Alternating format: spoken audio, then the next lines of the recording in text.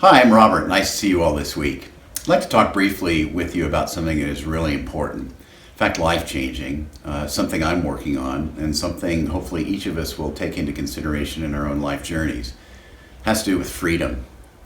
The great writer Viktor Frankl once wrote, "Between something that happens and our response to what happens, there's a space. And that space is our freedom to choose how to respond to what has happened." And it's a powerful statement, it's a true statement, and it's also in perfect alignment with our walk with Christ. You see, God gives us freedom, true freedom, freedom of choice, freedom of will. And anytime we have that space before us between a stimulus and a response, we have the freedom to decide how to respond to it. And I think in our Christian journey, we really have three freedoms to think about. We have the freedom to move on from what has been. We have the freedom to move on from the past. We have the freedom to forgive. Granted, sometimes we need help and it takes time, maybe even therapy, but we have that freedom.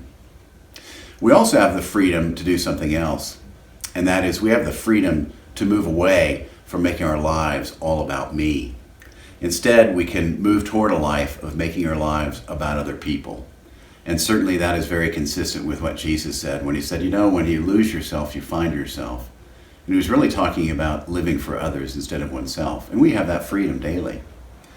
The third freedom we really have is to move toward a life in which our life is grounded, based upon, and centered upon the love of God. It's a freedom we have every moment of every day. And if we choose to use that freedom to love and to make our lives about love, everything will be different. So I invite you this week to think about the freedom that God has given you, the freedom that you have in that space between what happens and your response, that freedom to move on from what has been, that freedom to move away from making life all about me, and the freedom to move toward a life of making your life about love. Just something to think about, and I'll see you on the journey. Cheers for now.